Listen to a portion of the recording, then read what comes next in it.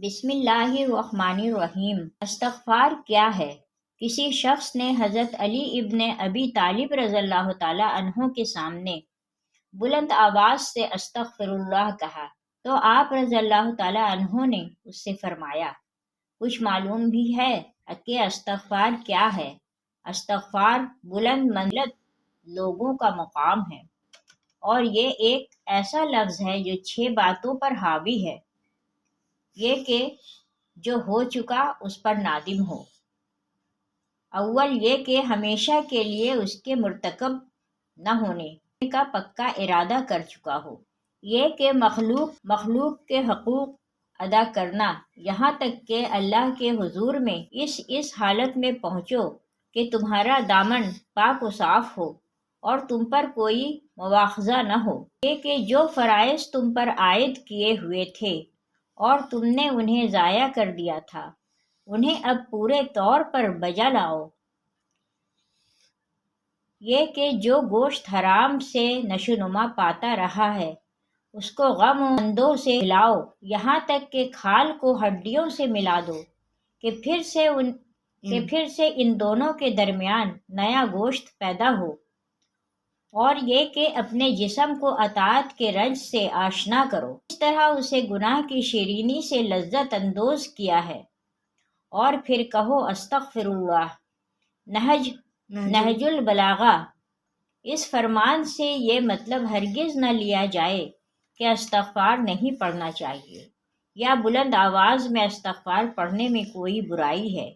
بلکہ یہ فرمان استغفار اور استغفار پڑھنے والے کا صحیح مقام پہچاننے اور اپنے قول میں صادق ہونے کا تقاضا کرتا ہے۔ اس فرمان میں اس جانب اشارہ ہے کہ جب تک تو نے دنیا سے جو گناہ اور فریب کا جہان ہے منہ ہی نہیں موڑا، گزشتہ خطاؤں سے صدق دل سے توبہ ہی نہیں کی،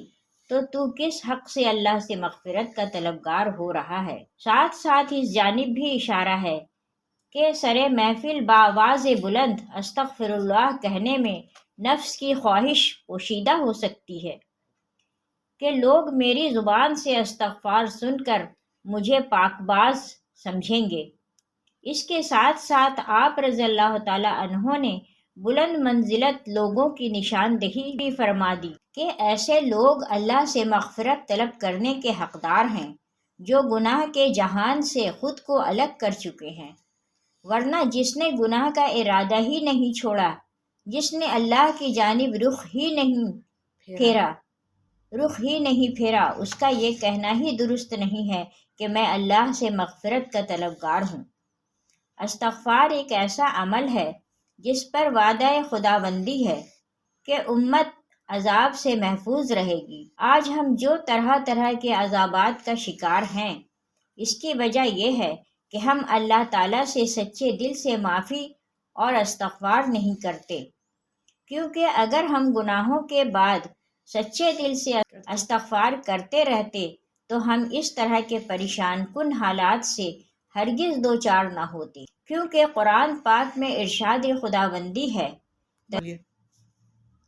ترجمہ، اور اللہ تعالیٰ ہرگز نہ عذاب کرتا ان پر جب تک تو رہتا ان میں، اور اللہ ہرگز نہ عذاب کرے گا ان پر جب تک وہ معافی مانگتے رہیں گے۔ حضرت علی رضی اللہ تعالی عنہ کا ارشاد ہے کہ عرض کائنات میں 2 امان دیے گئے، زمین کے 2 امان میں سے ایک تو اٹھا لیا گیا اور وہ رسول اللہ صلی اللہ علیہ وسلم کی ذات گرامی ہے، اور دوسرا باقی رہ گیا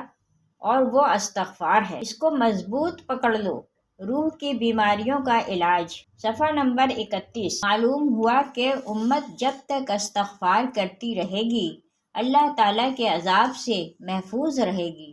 اس کی مزید تائید اس حدیث شریف سے ہوتی ہے۔ مسند احمد میں حضرت فضالہ بن عبید رضی اللہ تعالی عنہ حضور اقدس صلی اللہ علیہ وسلم کا ارشاد نقل کرتے ہیں، ترجمہ، بندہ عذاب خداوندی سے امن میں ہے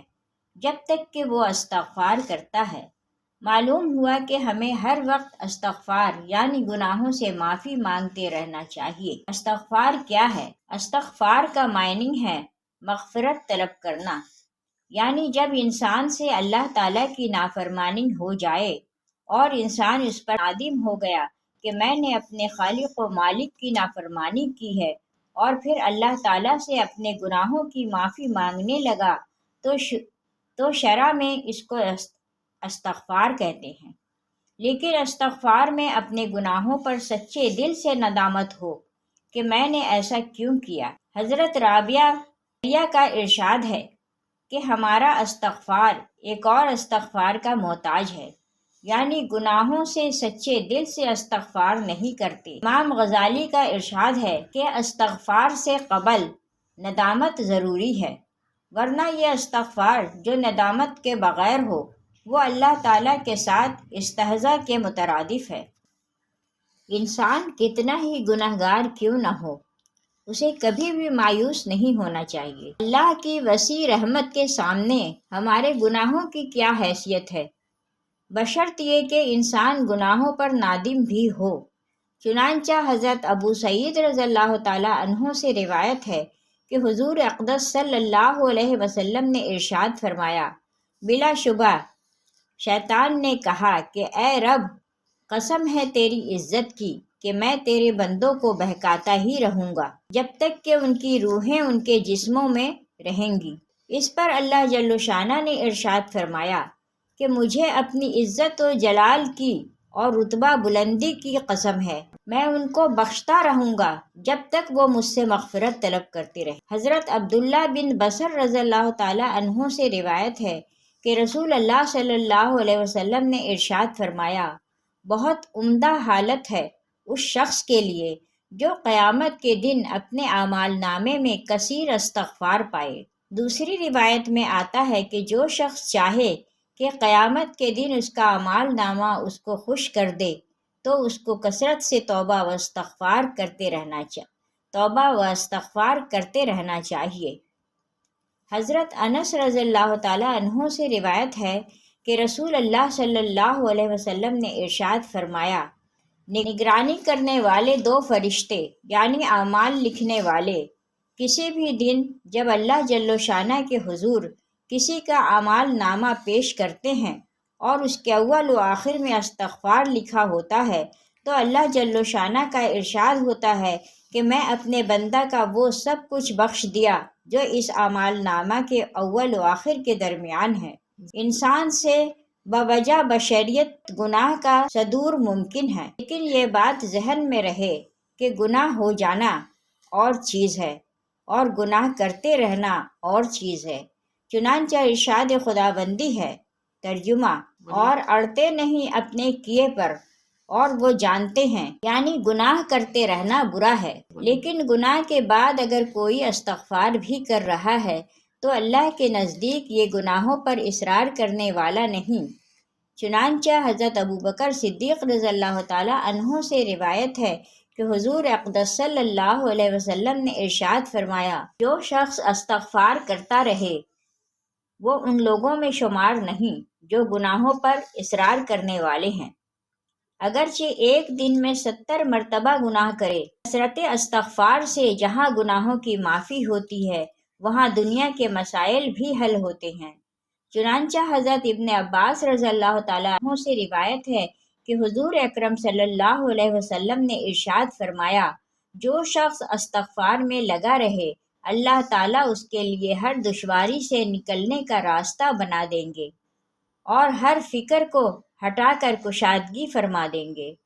اور اس کو ایسی جگہ سے رزق دیں گے جہاں سے اس کو دھیان بھی نہ ہوگا۔ حضرت حسن بصری رحمۃ اللہ علیہ سے کسی نے قحط سالی کی شکایت کی، یعنی بارش نہ ہونے کی، تو انہوں نے فرمایا استغفار کرو۔ دوسرے نے تنگ دستی کی شکایت کی تو اس کو بھی فرمایا کہ استغفار کرو۔ تیسرے آدمی نے اولاد نہ ہونے کی شکایت کی تو اس کو بھی فرمایا کہ استغفار کرو۔ چوتھے نے شکایت کی کہ پیداوار زمین میں کمی ہے تو ان کو بھی فرمایا کہ استغفار کرو۔ پس کہا گیا کہ آپ نے ہر شکایت کا ایک ہی علاج تجویز فرمایا، تو انہوں نے یہ آیت تلاوت فرمائی، ترجمہ، گناہ بخشواؤ اپنے رب سے، بے شک وہ ہے بخشنے والا۔ وہ کثرت سے تم پر بارش بھیجے گا اور تمہارے مال اور اولاد میں ترقی دے گا، اور تمہارے لیے باغات بنا دے گا اور تمہارے لیے نہریں جاری فرما دے گا۔ اپنے گناہوں پر تو استغفار کرنا ہی ہے، ساتھ ہی پوری امت کے لیے بھی مغفرت کی دعا کرنی ہے، اور انہیں اس بات کے لیے آمادہ کرنا ہے کہ ہم سارے کے سارے اللہ سے معافی مانگنے والے بن جائیں۔ حضرت عبادہ بن صامت رضی اللہ تعالیٰ عنہ نے بیان فرمایا کہ رسول اکرم صلی اللہ علیہ وسلم سے میں نے یہ سنا ہے کہ جو شخص مومن مردوں اور مومن عورتوں کے لیے استغفار کرے، اللہ تعالیٰ اس کے لیے ہر مومن اور ہر مومنہ کے استغفار کے عوض ایک نیکی لکھ دے گا۔ کتنا سستا سودا ہے کہ تمام مومن مردوں اور عورتوں کے استغفار کے بدلے ایک ایک نیکی سے ہر مسلمان کے لیے کروڑوں نیکیاں جمع ہو جائیں گی۔ اللہ پاک ہمیں دین کی سمجھ نصیب فرمائے اور ہمیں نیکوکاروں میں شامل کرے۔ ناظرین، کمنٹ باکس میں ایک بار صلی اللہ علیہ وآلہ وسلم ضرور ٹائپ کریں۔